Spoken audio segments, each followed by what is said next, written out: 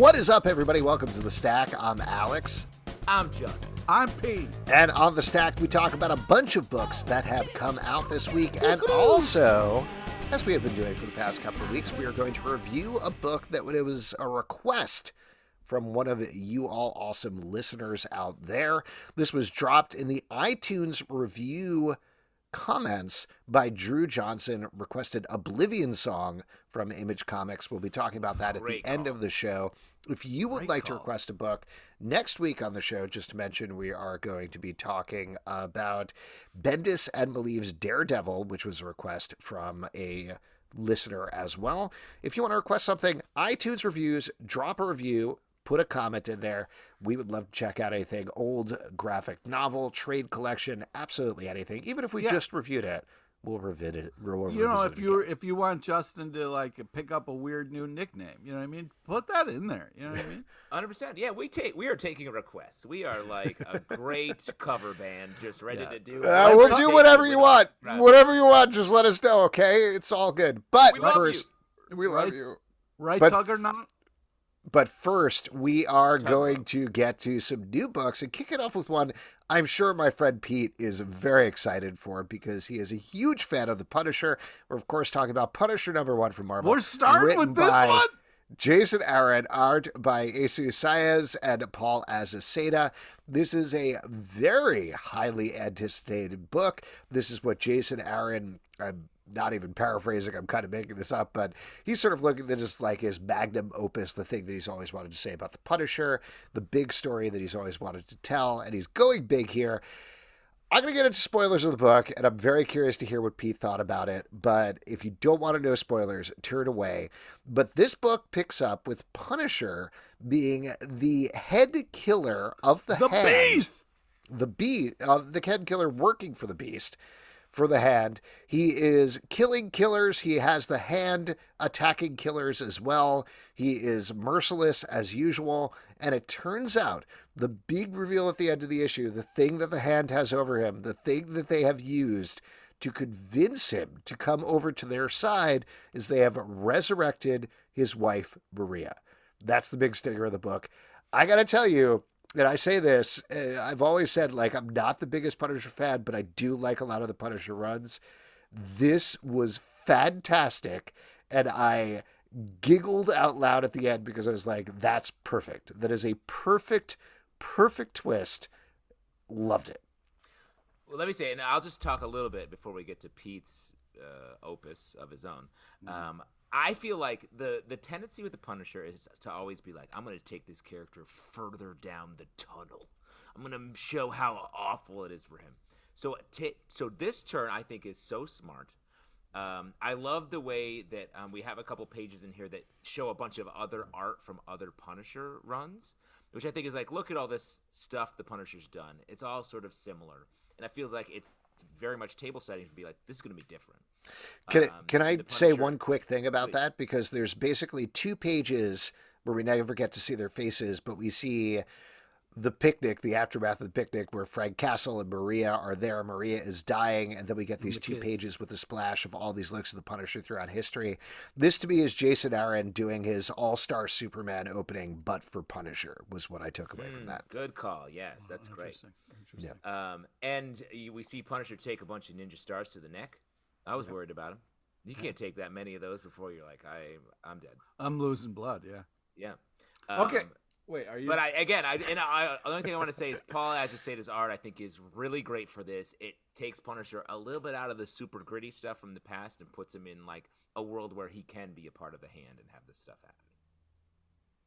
Okay, so this to me, like, I'm a huge Punisher. Do you want to describe that visual thing you held up for our audio podcast? No, I don't. Because all anybody heard was a tiny crinkle. You could have been over this saran wrap that I picked up. No, all I'm saying is it's a picture of the Punisher. I'm a huge Punisher fan. I got a lot. And that's just to describe it for the people on the podcast. It's him as a furry, and he's fucking you, right? No. Holy shit, Alex. Okay. All right. I'm just describing what I saw. Oh my god. In the absence of Pete saying literally anything about this picture, I'll say whatever I want. So it's Kenny Cords who drew Punisher for us, Comic Book Club, and before he left, a nice parting gift that we got from Kenny Cords, huge Punisher fan as well. Also, dude was Marine, so dude was a badass and new. So here's the thing, like, this is Punisher in the new role. I like saved this comic for last. I was like nervous, I was excited. I didn't know what this was going to be about because everybody's like, there's a new logo. This is a brand new Punisher. This is a different Punisher. So I was like, holy shit, what is this going to be? And, you know, when we give shout outs to, like, you know, our favorite comics in the stack, I'm a little bit in shell shock here from this issue because a lot happened and a lot changed and it's crazy. So first off, the art's unbelievable. This is such a creative idea. And it's this thing of like the reveal at the end hit me and I was just like, holy crap. Because the reason Frank turned into the Punisher is because he lost his family and his wife and he loved them so much that he said, never again. Nobody will have to have my pain. I will kill all the bad people in the world so that if you have somebody that you love, you won't lose them to, you know, park crime or park you know, crime. You won't lose them to murderers and psychopaths. Well, plus, let's not forget, he was really looking forward to that potato salad. Whatever. So anyways, this idea that like, now he has both just kind of blew my mind because it's like he wouldn't be this Punisher if she was alive. So the fact that he's kind of doing both is very interesting. But also, like, you sound happy. I just want to take a second here and be like, you sound happy right now, Pete. Well, I'm nervously excited about the Punisher in a different context that I'm used to. I'm nervously excited about you.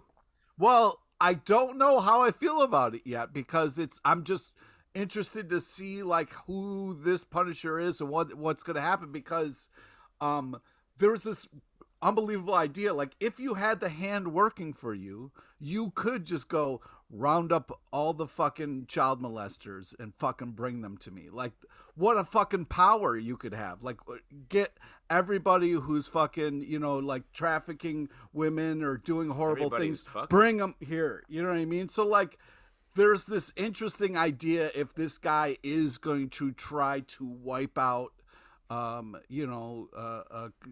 in this way. And it's an interesting idea. And the fact that like he has the hand doing that for him, it's, I don't know. It's just kind of like crazy, awesome, weird. I don't know how I feel about it yet. It's kind of, it's insane, but very intriguing. He hasn't said anything yet. So I'm just I'm excited to kind of get like where he is, like, you know, with this whole thing, because it is hopefully he writes all of his thoughts down in some sort of war journal. I think it's an interesting point that you bring up, Pete, and I think it's something that I'm very excited to see Jason Aaron explore over subsequent issues, because there's so many different directions they can go here, right? One is he realizes, oh, wait, I shouldn't be working for the Hand. They don't have my best interests at heart. So they could go that direction. But there also could be the more challenging thing of, like you're saying, my wife is back alive. People are just bringing me killers. Do I still need to be doing this? Like, I was on the singular crusade for my family. If all the chase is taken out, if all the reason is taken out, why am I still the Punisher? So, like you said, there's a lot of different directions it can go. There's a lot of things that it can explore. And this is a killer first issue. Yeah. And I do think he's good. He could potentially be a little bit more in conflict with some people like Daredevil, I think, here. And anyone who's like, really that's not how I ran the Hand. Yeah. He's like, yeah. Let's kick it over to another big number one, though. Trial of the Amazons, number one from DC Comics, written by Stephanie Williams, Vita Ayala, Joëlle Jones, Michael W. Conrad, and Becky Cloonan. Art by Laura Braga, Skylar Patridge, Joëlle Jones, and Ella Casagrande. This is I believe the first big epic like line-wide Wonder Woman event ever, unless I have that wrong, or at least the first one in a very long time. Yeah, I would say one in a while. I'm sure that But- they've done that before. So Well, that's she was sort of the focus of the most recent. This is a spoiler for whatchamacallit, but she was sort of the Dark she Knight's went on a death great metal? journey, death metal, and she sort of was the end point of that. And then But I has believe since this is had the a sort of first, like, nice there's run. finally enough Wonder Woman titles that they can have a cross-line Wonder Woman event the same way that they have a Batman event every 2 to 3 months or so where All right, Gotham's in come on. trouble. Let's not just. Oh, come on I'm and sorry. go on. Batman is going to be like, where? I'm crying. Somebody made fun of me on a podcast. He's very sensitive. He is. does I cry. saw the movie. I know what happens. This is kicking a bunch of different tribes of Amazons against each other. There's a big cliffhanger at the end that changes the game. What did you guys think about this one as a kickoff to a Wonder Woman event? Well, first off, amazing art. I think this is like a fun setup.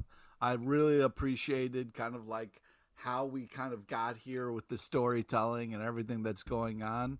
And, I'm a little nervous about the trial, and I hope it goes our way, Our? Our way. Yeah, I'm Team Wonder Woman. Oh, okay. Oh, really? Mhm. You're on Wonder Woman's side? I didn't love this, to be honest with you. I think there were some really good parts, but the approach here to take all of these different teams and You're let them sick of courtroom dramas? Is that what it is? No. Too much Law and To Order, take all Alex? of these different teams and kind of let them do their own sections, it led to a lack of focus for me. And I think that was a very specific choice they made, mind you. And all of these teams are good individually. I've been enjoying a lot of the Wonder Woman books. But particularly what I want out of a number one like this is I want an organizing principle. I want to be able to follow, is it Wonder Woman? Is it Nubia? Is it Hippolyta? Like, which character am I following that's going to give me this entry point in the world, even for somebody like me who's been reading most of the Wonder Woman stuff? And that's what I was kind of missing here. I think that comes in at the end, like the event that happens at the end is the thing that's going to bring it together. So that's good, but it led to it felt like a little too much for a first issue to me, Wow. personally. Wow. Well, and I do think because of the Wonder Woman books, I have also been enjoying them separately, but they're also in very different places and sort of doing different things. To your point earlier about the first Wonder Woman crossover, like Wonder Woman has usually only been doing like one or two things, like what's happening in her main book and what's happening in Justice League or wherever else she's popping up. And now there's a world here, so it feels like we're just getting used to that. And then now it's like they're all smashed together again when we want that sort of we want the stories to go in separate directions and now they're being slammed together. That said, I think there's a possibility here for something interesting. Pete, you look like you were about to say something. Well, yeah, I just, I'm kind of in shell shock about the douchey thing that you said. Like, I need a clarifying story piece here. I'm really sorry Pete, I just want to publicly apologize for reviewing a comic book on our comic book review podcast. I think you've gone to the tipping point of you've read too many comics and now you're kind of douchey about it. Thanks. That's it for me. Yeah. But I do think... Well, what is this slander happening on this show right now? But I do... I understand what you're saying, but I think that it's just kind of like I like the moving pieces and the kind of like, I do hope moving forward we can get some more, but I'm not mad at it for the first issue. Like, this is just kind of like, I'm furious. You can tell that through how I'm speaking. Why don't we move on and talk about Little Monsters #1 from Image Comics, written by Jeff Lemire, art by Dustin Nguyen, of course, based on the classic Fred Savage movie. Now, come on, man! I watched the shit out of that as a kid. Come on, dude. I'll tell you what. I don't know that I've ever seen it, but I read the novelization a bunch of times. The worst. You weren't allowed to watch movies. You for were a long time. absolutely. They were like those moving pictures of the devil's work, my parents would always say. So in this book, speaking of devil's work, a bunch of young vampires are left in the post-apocalypse, all on their own or wandering around playing games. Ultimately, the world is about to change here. But this is from the team from Ascender and Descender. They do fantastic work. Do you think this is at the same level or perhaps beyond? Oh, wow. Well, if we remember from Descender and Ascender, those books took a while to sort of get their full burn. And this, I think, is in a similar position. Like, I love sort of we easing into this world. At first, it sort of reminded me a little bit of What's the Furthest Place from Here, the Rosenberg Tyler Boss book. Bergie. And this, but this takes obviously a different direction when we get to the end. And I love the sort of slow played us in it. We get the scene where the kid just is casually sort of eating a rat, and I was like, okay, post-apocalypse. Yeah, probably not cooking bunch of as kids much. casually eating rats like they're fucking, just fucking, I was gonna say ice cream cones, but yeah, exactly. I mean, also, we've all licked a rat down, held it by the tail, like your favorite ice cream cone. I got you. That's pre-apocalypse behavior. New York City. We all live in New York City. We live in New York City, exactly. Yeah, come on. First off, I just want to say, like, Fred Savage and Howie Mandel together. I mean, one of them playing a monster. I mean, did you hear they might want to do a sequel? Wild, Pete. It's long overdue. I thought that Howie comedy. Mandel, No. I think it's right on time. The comedy stylings of both of them just great. No, I think, of course, this book is great. It's an all-star cast. We don't really kind of know what's going on here. A bunch of really annoying kids, though, without parents. Those are the worst kind of kids, when there's parents not around to fucking rein them in a little bit. But, man... Pete, I just want to jump in here. On this show, we review comics, and it feels like you're reviewing life right now. You're like, sort of, the focus is turned out, and you're like, I hate I hate kids, basically. Yeah. Well, anyway, great book. Let's move on to another number one, Captain Carter number one from Marvel, written by Jamie McKelvie, art by Marika Cresta. This is taking place in an alternate universe that you might have spied on a little show called What If, though this takes its own path here, where Peggy Carter was given the super soldier serum. She was unfrozen in the modern day instead of Steve Rogers. And here she's waking up and she doesn't want to be here anymore. She just wants to hang out. But what did you guys think about this one? I love an old person complaining about technology. It speaks to me. I appreciate what's going on. No, I mean, you had me at Peggy Carter. She's a great character. Love her always. So this is just fun. This is just fun stuff. I like this a lot, too. It really gave her a persona and a sort of a point of view that the What If series didn't. She was just sort of like the hero, doing what she was doing. And in this, she's like, I don't know what to do. This world, I don't quite understand. Here are the very specific things I'm bothered by. That loud music, these cell phones. Well, I mean, come on. Who stopping. hasn't want to punch through a table in a fucking boring ass meeting with a bunch of people just sitting around, talking? Fair enough. I like Betsy Braddock as her partner. I think that's a lot of fun. I'm curious to see where this goes. Great art. Should be great art as well. I agree. Naomi, Season 2, number 1 from DC Comics, written by Brian Michael Bendis and David F. Walker, art by Jamal Campbell. Now, this is obviously coming back because of the TV show on the CW. However, is very much following its own path. They've talked about how they're not using Naomi Season 2 for the TV show. It's doing its own thing. And a lot of this issue is reviewing what happened in the previous 6 issues, as well as some issues of Justice League with Naomi. But I'll tell you what, we've been pretty down on Brian Michael Bendis' stuff, even if this has a lot of his writing ticks. I still like this a lot better than a lot of the stuff that's been coming out from him, because I think his heart is in Naomi, and that comes out through the pages. He clearly loves the character, and I think that's good.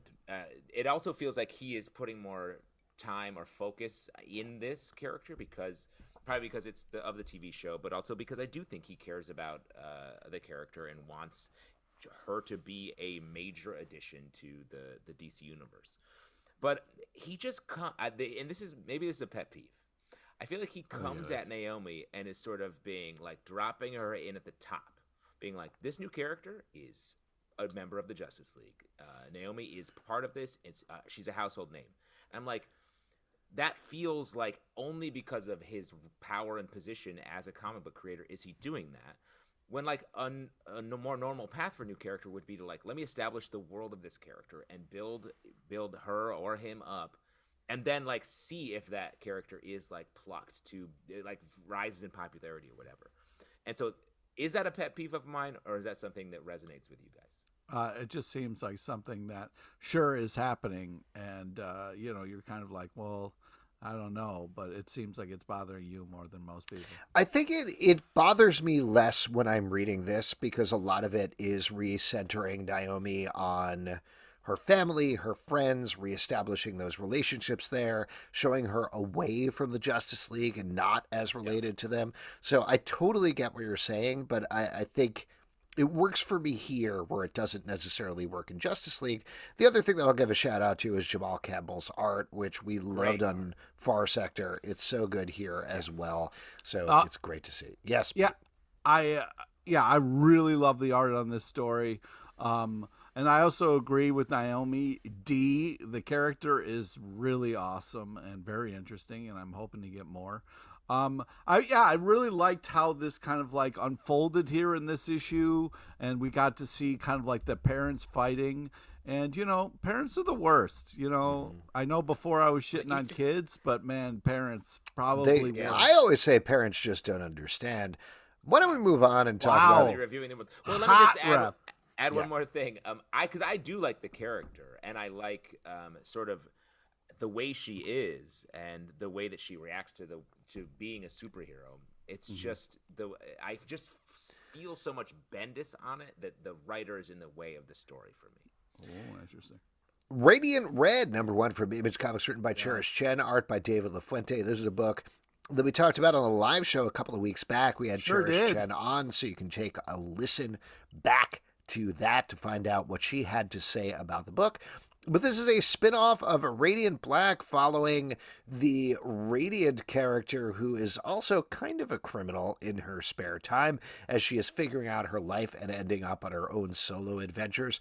We definitely plussed this up on the live show when Cherish was on, but now that it's officially out, I figured it was worth revisiting. Yeah, I think this is great. I love this as a spin-off. How about you guys? Completely agreed. Amazing art. This is such a cool exploration of the Red kind of character. I think this really feels like a part of the main title and a part of everything that's going on. I love it. In comparison to what we were talking about earlier with the Trial of the Amazons, like this feels like with the Radiant universe, they really are taking that time to let the individual titles and characters breathe a bit before they're sort of smashing them all together, which I think is great. And the David LaFuente art on this is just sick. What a great artist to have on for your basically second book ever. And I'll also mention, if you haven't read Radiant Black, though clearly we've talked about that book quite a lot here on the Stack podcast, you can still jump into Radiant Red, and you don't really need to know anything. Cherish gives you all the information you need to know on this book to get right in here. So great stuff. And if you like this, then you can jump back and read Radiant Black as well, which is also really good in a very different way. Next up, Spider-Gwen, Gwenverse #1 from Marvel, written by Tim Seeley, art by Jodi Nishijima. This is a book that Tim very briefly talked about when he was on the live show a couple of weeks back, but this is finding Spider-Gwen, ending up in a situation where there are new variants of Gwen popping up throughout her universe, and she needs to figure out a way to fix it. Justin, you really like this book, right? What spoke to you about it? Oh, wow. I really like Spider-Gwen as a character. I feel like, and I think I just thought of this reading this week's books. It reminds me a lot of Stephanie Brown, spoiler, over in the DC universe. And I feel like they have very similar energies of characters that are like, I don't quite know my place in the world. I'm trying really hard. I talk a lot about how we are always rebooting Spider-Man or finding new ways to get to do Spider-Man. This is feels like a fresh character, and like I just love the idea of new characters that we let be a part of the universe. And I know that might seem hypocritical when we're just dealing with like a Spider-Verse for Gwen, but it works. I think the new versions will allow us to really comment on the original that we're seeing again here in the book. Yeah, I think it's unbelievable art, really fun writing, a lot of great character moments. Yeah, I think, Tim Seeley does a good job of balancing action, humor, and kind of like the importance of relationships and stuff like that in a way that's like fits comic books really well. You get a lot of characters in here. A lot happens in this book. There's a ton of stuff that gets jammed in here, but yet it feels good. It doesn't feel rushed or anything like that. Yeah, I just think this is a solid book. Tim Seeley is a meticulous writer. He really does the work. And when we talked to him on the live show, you could tell he's just like up at night thinking about these characters. And it's just great to see in a writer. Yeah, I mean, I hope he gets some sleep and, is doing it. No, he doesn't. He hasn't slept in 5 years at this point. Oh, man, the poor guy. It's nuts. Great title. The Joker, number 13 from DC Comics, written by James Tynion IV, Sam Johns, art by Giuseppe Camuncoli and Belen Ortega. In this issue, the penultimate issue of the Joker, vengeance is coming directly for a cannibal cult who is holding the Joker hostage. She, Vengeance, the daughter of Bane, or the clone of Bane, wants to kill the Joker herself. There's a twist there at the end that leads us to the end game here. This title is great and gross, and there's several panels throughout here that I just thought were exemplary in terms of being absolutely disgusting and over the top. I know I said this at the beginning of this title, but like it's definitely panning out by the end. This is the Hannibal of DC Comics, and I love it. Ooh, nice. I think that this Joker book has done such an amazing job of exploring Batman characters in such a cool, interesting way. I've been really impressed with the creativity behind this. This is just great stuff. I'm loving this Lady Bane stuff, just kind of this evil, creepy family exploration. Art's unbelievable. The backup story with Punchline is very interesting and kind of like such a kind of new villain in DC that seems like, I don't know if it's going to be around or not, but I'm enjoying the exploration of this character. So, yeah, this is a great package. Dude, wow. Do you want to see a story about the Joker that's called Commissioner Gordon and Friends? Yeah, I do. Yeah, I do. This is the first issue that really centered the Joker in any particular way, which was very funny. Well, I know, and you Pan barely Ultimate. see... So might as well get it in, You barely see Commissioner Gordon except for on the end with the to be concluded. He's just like chilling with a pipe in the background. So that's fun. I mean, I've talked about this a little bit. I've fallen out of love with Commissioner Gordon as a character. You're a piece of shit. And as well, the movie The Batman only is making my case for me. Nope. So, what are you talking about? Why are you doing that, man? Don't come at Jeffrey Wright, dude. That guy's fucking money. Dude, come on, dude. Hey, Don't mess with peoples, man. Hey, man, you're a cop who dresses weird. I'll tell you what, this is apropos of absolutely nothing, but we taped this whole podcast talking about the Batman, and you really went in on it, Justin, and I think it only makes me love it more. Are you serious? What? That's the opposite of the effect I'm going. I know, but I don't know. You insulting it, it's so goofy and ridiculous. I enjoy it so much. I mean, and let me say, like, having seen it on a second viewing, I may feel more of what you're feeling. But watching this movie that has the very self-serious Batman struggling, and then a Commissioner Gordon who's like, hey, man, you want to get out of here and grab a beer? Dude, like, that's what you need. You need somebody who's like, yo, Gotham is crazy. Let's fucking go talk about this over a beer, bro. 100%. But it just caught me way off guard. And I don't want to. We're not spoiling any of the Batman, but man, the energy he brings is so weird. Anyway, it's great. I do like this book. I like that it's not. It felt like we were just in a sort of similar pattern with Gordon being like, I gotta get this Joker, and I'm mad about it. Somebody help me. And in this, like, we are allowing the point of view to shift a little bit, I think is making this book really come together in a good way. Absolutely. And you get to see a lot of human beings being eaten, which is always fun. Next up, New Masters, number 2 from Image Comics, written by Shobo Coker, art by Shaf Coker. This book, we talked about the first issue of it, is absolutely wild to be bluntly honest, I can barely follow the plot here. What's going on? It's this future world set in Africa where people are going on a treasure hunt. But I'm just enjoying looking at it more than anything because the world that they're depicting here is so unique and so exciting and so different. It's just awesome on a visual ride, but I'm curious to hear from you guys how it struck you. Yeah, it's kind of... Oh, go ahead. It reminds me a little bit of Firefly, oddly. If that tracks, where it's like the tone is like sort of fun and it throws you into the world before it's fully explained the world, which I always love. Like, even if I'm a little lost at points, I don't mind having to stretch a little bit to understand what's happening because the world is so sort of fleshed out and interesting. I was going to say it reminds me a little bit of old school Batman with the bam, piff, pow kind of stuff, where you've got some great action panels, some fun kind of art style that kind of really brings you to this different world and sucks you in. I don't know what's going on, but I'm having a great time. This is really fun and unique and definitely worth checking out. And I love the back matter where they explain just some of how the world works. Yeah, I agree. I wish I had back matter about my life. Oh, that would be great. I don't know why any of this is happening. Next up, Star Wars Han Solo and Chewbacca #1 from Marvel, written by Mark Guggenheim, art by David Messina.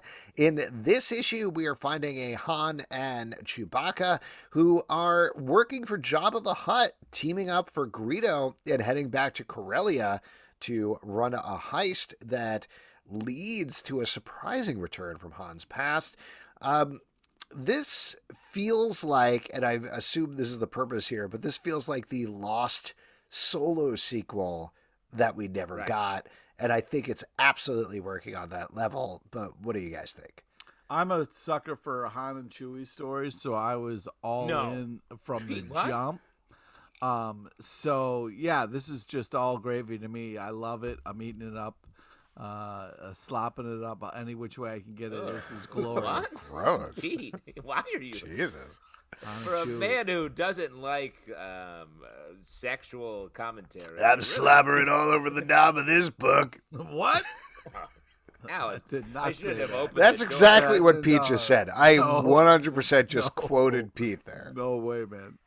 Pete, where does Chewie rank in your favorite Star Wars characters? Because you talk a big Chewie game. #1, bro. #1? That's right.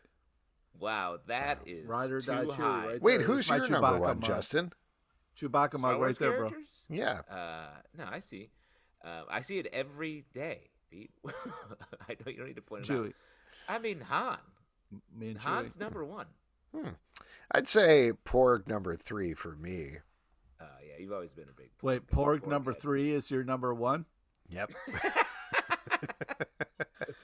That is ironic. Anyway, I thought this book was like very this- good. I also like this Yeah. book. I agree with you, and it's great to see just some good Han action. Since, as I said, Pete, we should get along more. Han's my #1. Chewie, they're friends. Yeah. Yeah. My Maybe we #1 should is the be Millennium Falcon. You guys can ride around in me. Great Superman's. glory. This show is weird. This is a weird podcast. Superman, son of Kal-El #1. Just me, though. Superman, son of Kal-El #1 from DC Comics. Written by Tom Taylor, art by Bruno Redondo. This is the second part of a crossover with Nightwing as we find out a lot more about the Rising, the evil superhero collective being run by Harry Bendix. Pete, you have a question. No, I just want to be first guy talking about this because this is my #1 pick. Yeah, go for it. I just think the Nightwing fun fight panels stuff alone is worth picking this up. This is such a creative, art-driven, just fun panel. Like the reveal, spoilers, the reveal of like Superman in this issue was so cool, so well done. This is just great. I mean, this is just great. I mean, we've got Tom Taylor coming into his own right now with these two books, and to cross them over right now is He's been, awesome. I don't know, even coming to his own. Dude's on top. Like, what are you talking about? 100%. I'm not saying it like there's been any sort of lag. Do you have any but- issue with saying on top when I believe he lives down under? Oh, interesting. Yeah. Okay, just saying. But Saying what people I'm in Australia can't be on top just because of where They live down under. It doesn't matter. They can still be at the top of their field.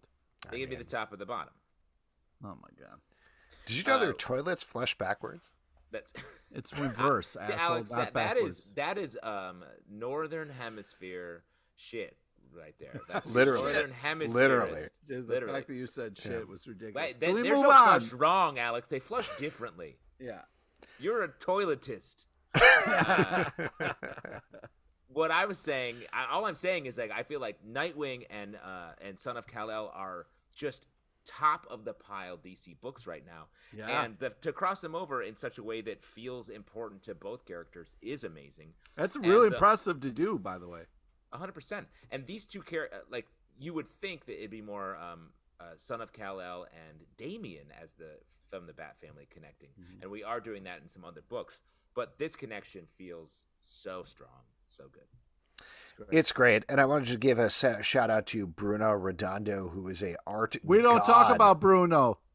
Art god on this book. I know you touched on it a little bit, Pete, but this panel of Nightwing falling off the roof as Superman flies up is one of the best panels I have seen in a very long time. Just having Nightwing smiling as he's falling from a skyscraper as Superman flies the other way. It's fantastic. It's so good. And also the casual way Superman catches the stick and then throws it over his shoulder and says, he doesn't need my saving. It was just unbelievable. It's so good. We talk a lot about comics being all about dynamic paneling and the different way that they come together to create action. This feels like a snapshot, like a moment in time in a way that I think is really hard to achieve in comics, and it's perfect, like you said, Alex. Yeah, it really moves you and in such a cool way. It makes me want to go out and buy the hard copy just so I can kind of like relive that moment again and again. Devil's Reign, number 5 from Marvel, written by Chip Zdarsky, art by Marco Cicchetto. In this issue, Kingpin finally remembers that Daredevil is Matt Murdock and goes after him specifically. Everything that he's been planning comes to fruition. Guy kind of loses his shit a little bit. He definitely loses his shit. And we get a follow-up on something that we thought was spoiled by Elektra, specifically Daredevil Woman Without Fear, the last issue, where she said, oh no, Matt Murdock is dead. There is a twist there, which I will not necessarily spoil here, but another great issue of this crossover. This has been one of my favorite big Marvel events in a very long time. I agree, and it's hard to have a new take on the Daredevil Kingpin relationship. Hell yeah. Especially when so much of the material is very similar. It's like, does Kingpin know who Daredevil is? Is Daredevil revealing who himself? Kingpin? Yeah. It's stuff that we've dealt with so much over the last 10 years, but this is still new, and it's still finding a way to make that conflict feel deadly for both of them. It is a huge event that is doing really well as far as like leading with story and not being like so worried about tie-in or all any of that shit. The story is just so well done. It makes it feel like such an event, and I think that's the way it should be. But the art's bananas. To see the fucking Kingpin so unhinged like this, it's scary.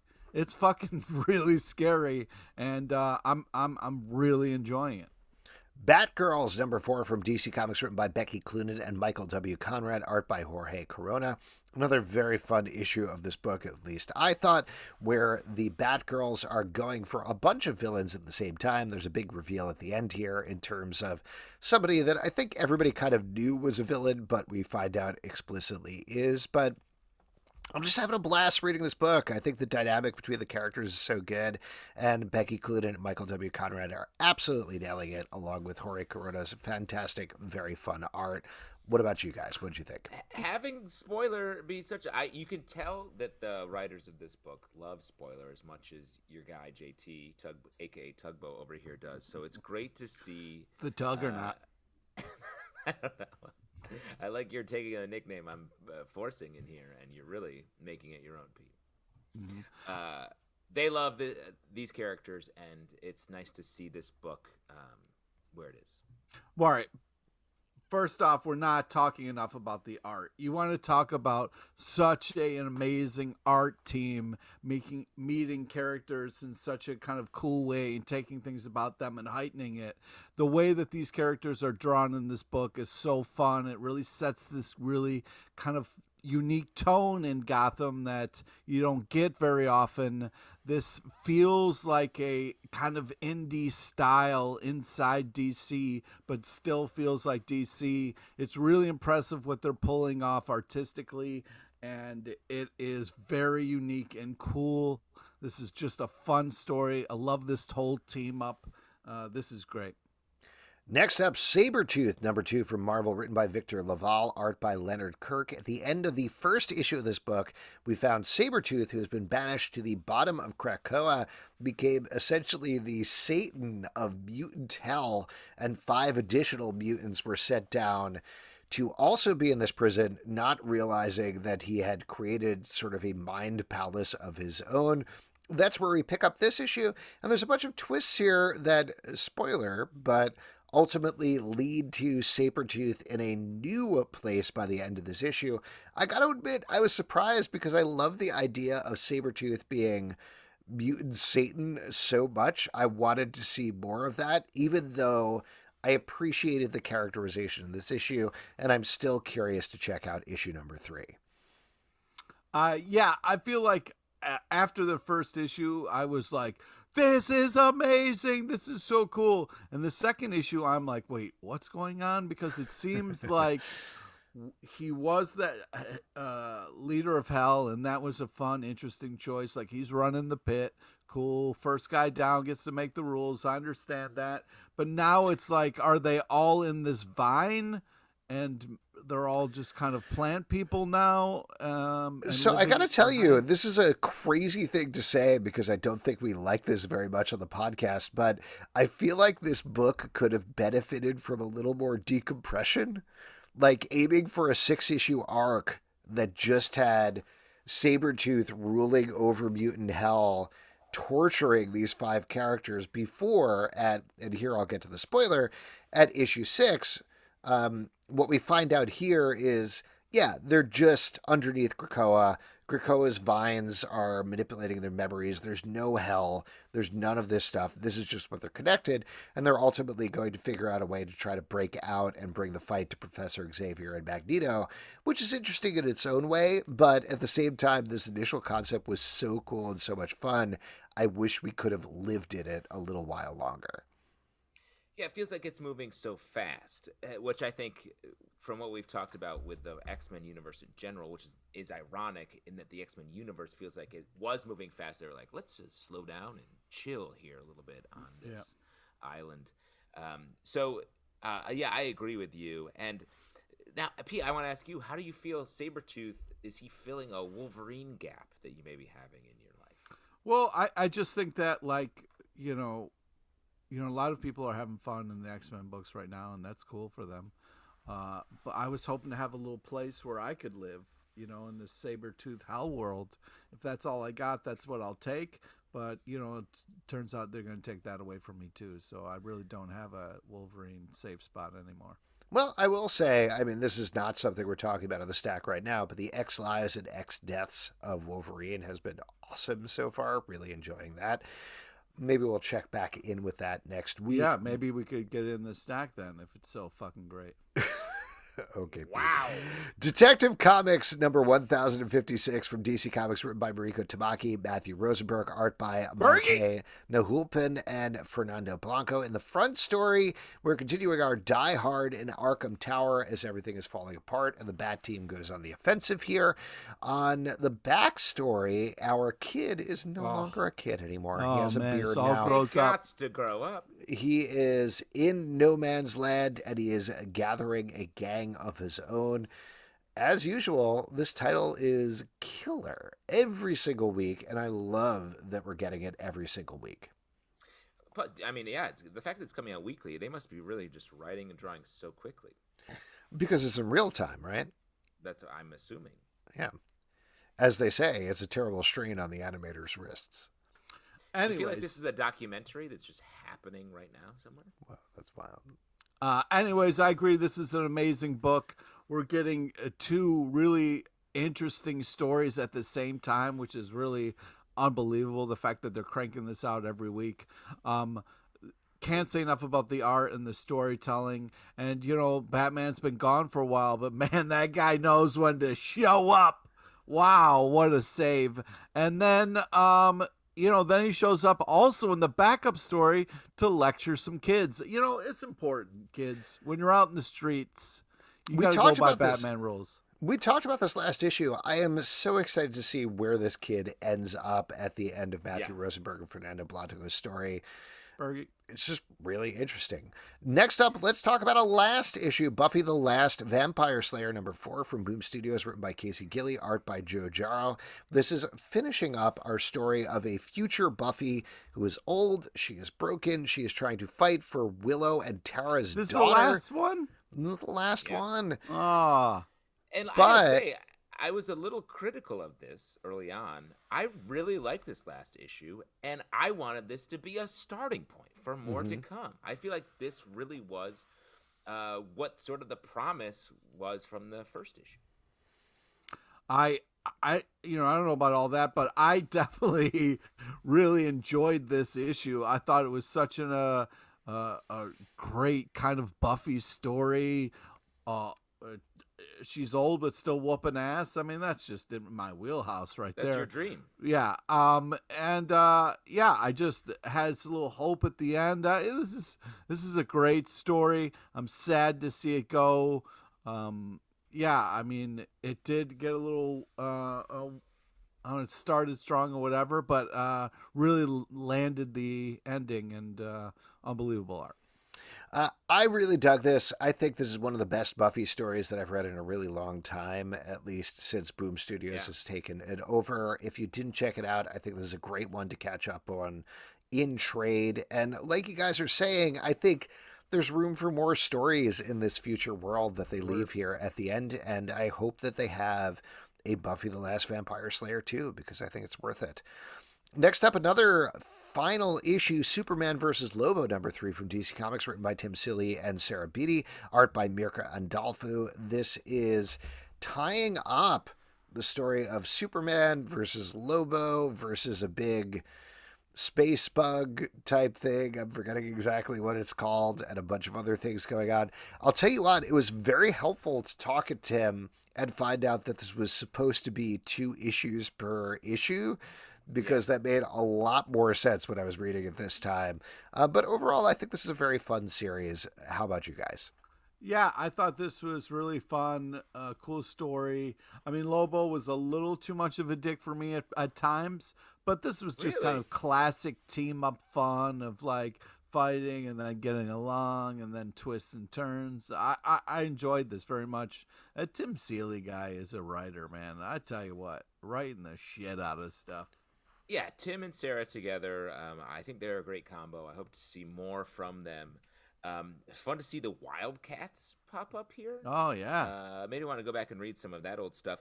And what I think is so great about this series in particular is the combination of the big, and Pete, tell me if I'm using this word correctly, frag 'em up moments. Yeah, you got to frag it up, dude. Yeah, you got to frag it up a little bit. You know what I mean? Those big moments. Oh, frag. See? It'd be sort of a useful word for you on this podcast and in your life. You're fragging right, it would be. And the character moments, there's this scene where Superman's like, I don't hate you, I feel sorry for you. Like all that stuff is a great combination that these guys put together. Pretty cold and Saiz thing to say, though. Last but not least, let's get to our request from Drew Johnson on iTunes, Oblivion Song, Volume 1 from Image Comics, written by Robert Kirkman, art by Lorenzo De Felici. In this title, if you've never read it, the idea is that a little bit of Philly, and I'm curious to hear from Pete about this, is taken to some sort of weird alien world that is super deadly. 10 years later, one guy is still trying to find people in the world, specifically his brother, and reconnect with him and take him back home. However, at the same time, the government has moved on. they have, and I don't know if this is Classic relatable to anybody, but like there's a big world type crisis and the government's like, let's just put it past us. Let's just ignore it. Let's move on. Let's go on to something else. It's fine. If we ignore it, it'll just kind of go away and nobody will die anymore or anything like that. I don't know if that's relatable to anybody. Holy shit. But anyway, easy, political guy Jones. Grinding your teeth. That's what's going on in this book. What'd you guys think about this one? Are you all right, dude? You want to go? No, I'm fine. I mean, I'll tell you just like a little bit of context here. I realized reading this, and thank you, Drew, for recommending it. I think I only ever read the first issue of this and never read beyond it. So It was nice reading the whole arc. But Justin, you were about to say something. Yeah, I like this book a lot. I think I read at least a couple of the first issues, or maybe the first arc before. And I really like it. I think this book feels like it's so much more spare than a lot of Kirkman's other stuff. We get to just see a lot of the action play out. The art is really good.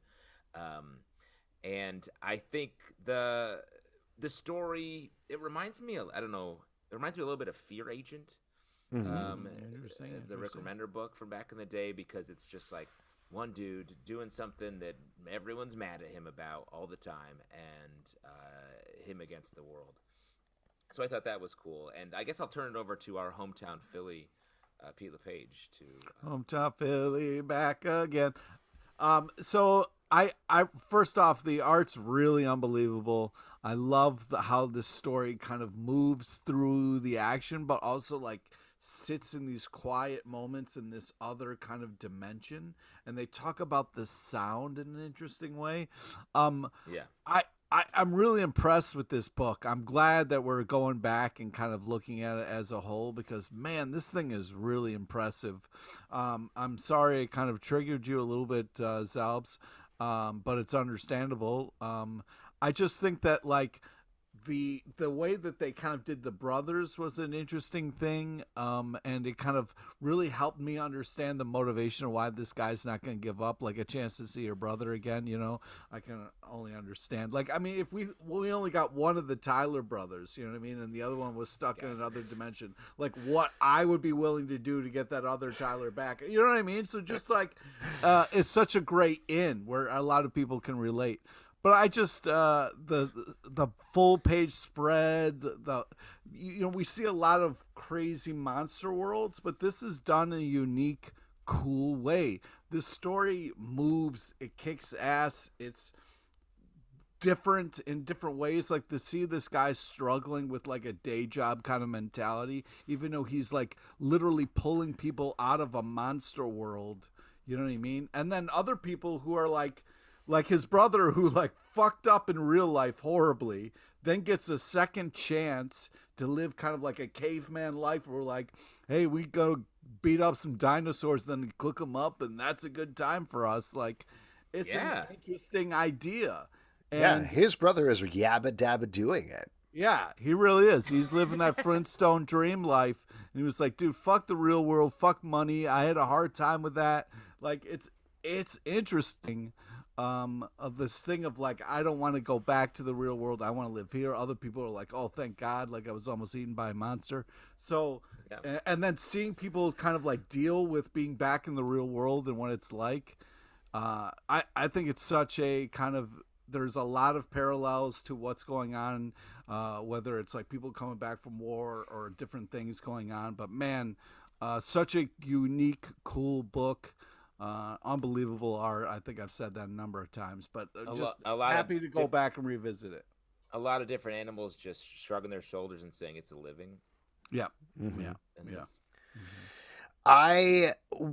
I really like the stuff that you're talking about, Pete. I really enjoyed that quite a bit. I thought all of the aspects of PTSD and folks coming back from this alien planet were really well done. The stuff that didn't work for me quite as well was all of the mystery aspects of the book, which there's a reveal that happens in the 6th issue at the end of the book where I was like, yeah, we know this is what's going on. We knew this from the beginning.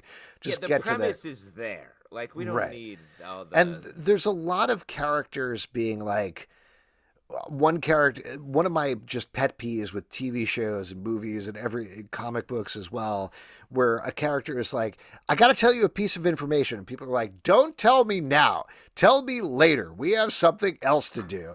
And if you took 5 seconds and expressed this piece of information, you would get past whatever problems you're having. And it just doesn't happen. So there's just this central thing of like, there's a central misunderstanding of he goes to the other world and everybody's like, yo, you're stealing people from our bug world that we hate being in.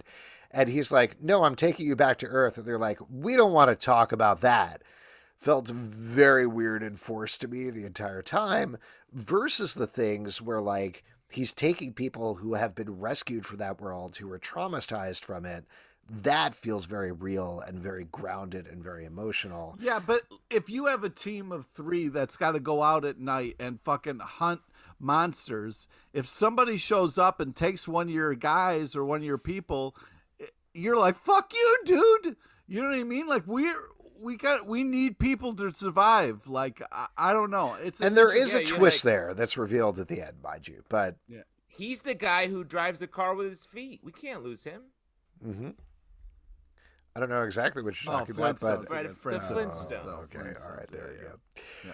Well, if you want to request a title for us to review, hit us up in the iTunes comments with a review and a comment there, and we will review anything original graphic novel, something that we reviewed before, a trade that we haven't revisited in a while. Next week, we're going to be doing a request, as we mentioned, which is Bendis and Believe's Daredevil, so very excited to talk about that. And if you would like to support our podcast, patreon.com/comicbookclub. Also, we do a live show every Tuesday night at 7 p.m. to Crowdcast on YouTube. Come back out. We would love to chat with you about comic books. iTunes, Android, Spotify, Stitcher, or the app of your choice to subscribe, listen, and follow the show at Comic Book Live on Twitter, comicbookclublive.com for this podcast and many more. Until next time, we'll see you at the comic book shop.